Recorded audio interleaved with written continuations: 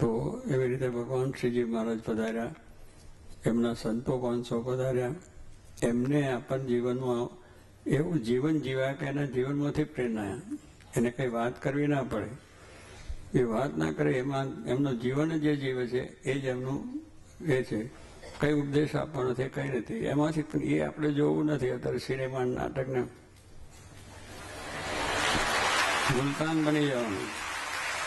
વાળ બરોબર કરે, તાં છે, પેલો છે, પેલા બીજા છોકરાને ગળી નાખ્યો કે ગાંડા જેવો છે. કંઈ તને ખબર નહીં કે દુનિયા અત્યારે કેવી છે. રોબોટ ને ફટ ને પટ્યા બટ્યા ટટ્યા બધો કરવો પડે. હવે એ જીવન માન્યું છે. મંદિરમાં જવું, માળા ફેરવવી, આપણે વ્યસનો ન કરવા, લોકોને મદદ કરવી, લોકોની સેવા કરવી, એવો વિચાર કે નથી આવતો.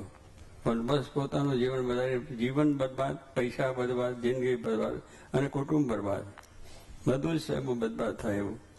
એને સારો વિચાર, એટલે સારો વિચાર જ્યાંથી મળે છે એ જ આપણા માટેનું ધ્યેય છે. અત્યાર સુધી જે કંઈ આપણે જોયું છે એમાં જેનાથી સારું મળે છે એ જ આપણે જો જીવનમાં રાખીએ તો આપણા ધર્મની અંદર મહાન મહાન સંતો ભક્તો થયા છે, સમાજમાં પણ થયા છે, રાષ્ટ્રમાં પણ થયા છે. દરેકમાં સારા માણસ છે જ, એની જ પ્રેરણા લેવાની છે. પણ જે આવા પછી ગુંડાગીરી કરતા હોય, એના બધા લોકોને હેરાન પરેશાન કરતા હોય, એની એમ જ પ્રેરણા લેવાય? એ તો દુઃખની વસ્તુ છે. એટલે સત્ય એ સત્ય છે અને સત્યને માર્ગે ચાલવું. જીવનમાં દયા જોઈએ, દયા ધર્મ કો મૂળ હે.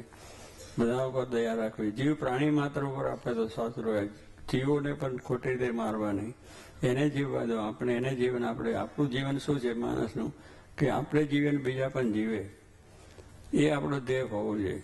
ના તો બીજા મરે તો ભલે મરે, પણ હું તો જીવી, પણ તું જીવીશ તો એકલો શું કરવાનું છે, તારે મરવાનું છે. એટલે બધાને આપણે જો સહકાર આપીએ તેમાંથી આપણો પણ સહકાર મળી રહે છે. એવા વિચારો આપણને આપણા સાથે. એટલે અત્યારે બધું વાંચો, અભ્યાસ માટેનું જ વાંચો, અભ્યાસમાંથી જેવો લાભ થતો હોય એવું જે સાહિત્ય વાંચો, એવી રીતનું જે કંઈ તમને વિજ્ઞાનથી મળતું હોય એમાંય પણ તમે કરો. એમાં સારા ક્લાસીસ આવતા હોય, બીજું ત્રીજું આવતા હોય. પણ આજે મનને આપણે વિવેક જ નથી. એટલે વિવેક નથી એટલે અશ્લીલ પહેલું જોઈએ, વાંચવાનું રહી જાય. ધંધાવાળો ધંધાની વસ્તુ જુએ, જે જેને જોઈએ છે જુએ, એમાં કંઈ બાદ નથી. ધર્મની વાતો આવે છે, ધર્મની વાતો વાંચો, એમાંથી કંઈ પ્રયત્ન કરો. પણ માણસને એ છે કે બધું જ મૂકીને પેલું જ જુએ છે અને કરે છે.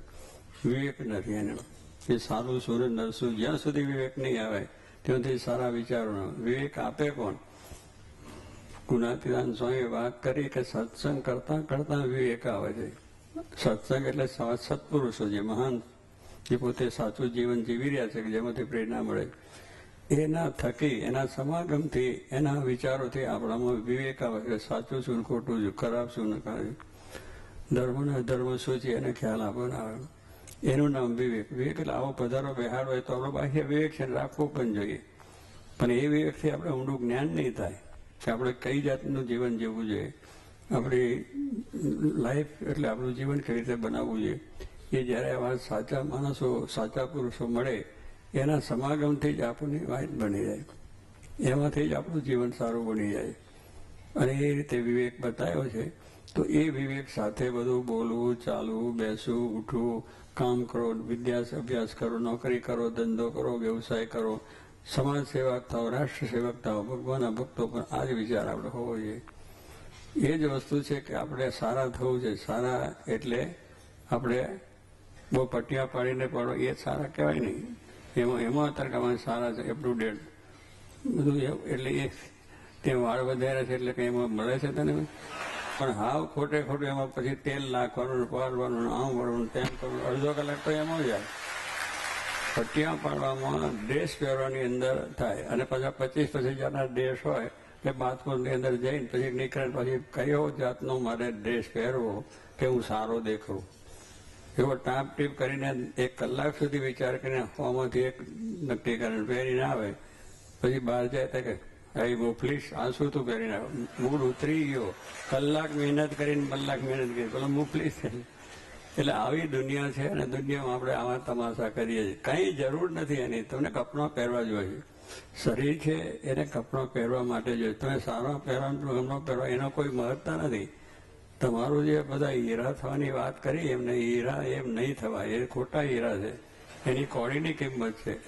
સાચા હીરા જે બન્યા છે એની વાત છે. ભગવાનના ભક્તો બધા થઈ ગયા, કેટલા લાલ શંકરાદિક બધા રાજા મહાન મહાન ભક્તો સંતો થયા, રાજ્યમાં થયા, સમાજમાં પણ થાય, એ બધા હીરા કહેવાય. કે જેને જગતને પોતાના દેશ માટે ખપી ગયા, સમાજ માટે ખપી ગયા, પોતાના ધર્મના વિચારોથી પોતાની મુક્તિ મેળવી શક્યા, આ આપણા હીરા કહેવાય. એ હીરાને અનુકરણ આપણે કરવું જોઈએ. ખોટા હીરા થવા માલ શું છે?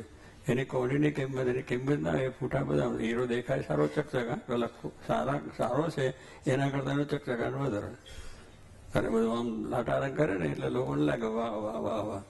પછી લાટા રંગની અંદર કશું છે જ નહીં. માટે આપણે પાછા વળવું. અત્યારથી તમારો જીવનની અંદર, અત્યારથી જો તમે જેમ સારા વિચારો લાવશો એમ તમારું જીવન હીરો બનશે. તમે સારા ભગવાનના ભક્ત બની શકશો, સમાજ સેવા સારા થઈ શકશો, રાષ્ટ્રના પણ સેવા તમે સારી કરી શકશો, અને આ ભગવાનની ભક્તિ કરીને આત્માનું કલ્યાણ કરી શકશો. તો આપણા એ વિચારો છે એને સમય, એટલે સારા પુસ્તકો, એટલે આપણા જે ધાર્મિક પુસ્તકો છે એનું વાંચન કરો, તમારા અભ્યાસની સાથે એ કરો. વેપાર કરતા હોય તો પણ એની અંદર ધાર્મિક પુસ્તકો, મંદિર છે, કથા છે, પાઠ પૂજા છે, એ કરો. એમાંથી સારા વિચારો સારું, તમારો ધંધામાં શાંતિ આવે છે. કોઈ પણ કાર્ય તમે કરો એમાં પહેલા ભગવાન આગળ, સૌથી એ જ છે, કારણ કે એ દિશા છે આપણી. એની અંદર જો આપણી વૃત્તિ રહેશે તો નીતિથી ધંધો પણ થશે. નકર નીતિ વગરનો ધંધો એ પાછો એવો થશે, કારણ કે પહેલેથી મૂળમાંથી એ ખરાબ થઈ ગયું છે. એટલે સારું મૂડ આપણે થઈએ એના માટે આપણા શાસ્ત્રો છે, સત્પુરુષો છે, એના સમાગમો વહેલા રહીએ અને એને વાંચન કરીને આપણે સારા વિચારો મેળવી શકીએ, અને જેથી કરીને આપણે આપણા દેશની, સમાજની, કુટુંબની, પરિવારની સેવા કરી શકીએ, અને ધર્મની જીવન જીવીને આત્મા પરમાત્માનું જ્ઞાન મેળવીને આપણે ભગવાનને રાજી કરીને આપણું કલ્યાણ કરી શકીએ. બીજા અનેક માણસો એ પ્રેરણા આપણે લે અને એને પણ સુખ્યા થાય એવું ફળ આપ સર્વને મળે એ જ પ્રાર્થના.